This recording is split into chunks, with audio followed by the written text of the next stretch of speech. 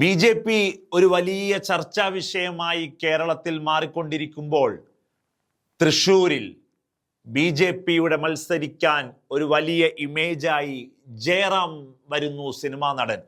അതാണിപ്പോൾ ഒരു വാർത്തയായി സോഷ്യൽ മീഡിയ ഹാൻഡിലുകളും ചില മുഖ്യധാരാ മാധ്യമങ്ങളിലും ഇന്നലെയും ഇന്നുമൊക്കെയായി പുറത്തു വന്നുകൊണ്ടിരിക്കുന്നത്.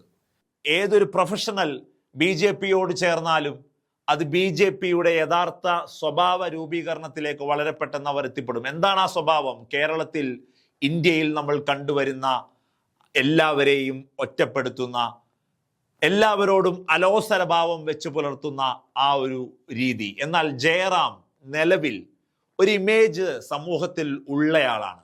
കുതിരാനിൽ ഫ്ലഡ് റിലേറ്റഡ് ആയി വലിയ ബ്ലോക്കും കാര്യങ്ങളൊക്കെ ഉണ്ടായപ്പോൾ ജയറാമും കുടുംബവും അവിടെ തങ്ങിപ്പോയപ്പോൾ ഒരു സാധാരണക്കാരനെ പോലെ ഇരിക്കുകയായിരുന്നില്ല ജയറാം.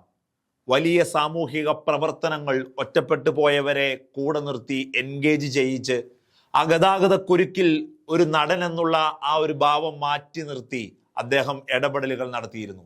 സോഷ്യൽ മീഡിയയിലൊക്കെ വലിയ ചർച്ചയായതുമാണത്. ഒരു കാര്യം ഉറപ്പാണ്, 2026 തെരഞ്ഞെടുപ്പിൽ ശക്തമായ പോരാട്ടത്തിന് BJP ഉണ്ടാവുക തന്നെ ചെയ്യും.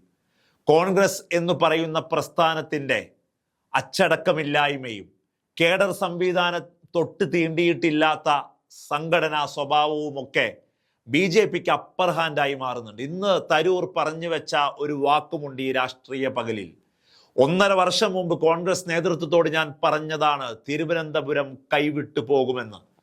LDFിൽ നിന്ന് കൈവിട്ടു പോകുമ്പോൾ കേരളത്തിന്റെ മുഖ്യ പ്രതിപക്ഷത്തിന്റെ ആ മുന്നണിയുടെ മുന്നിൽ നിന്ന് നയിക്കുന്ന കോൺഗ്രസിന് അത് ആവണമായിരുന്നു ആ നഗരസഭയെ പിടിച്ചെടുക്കാൻ.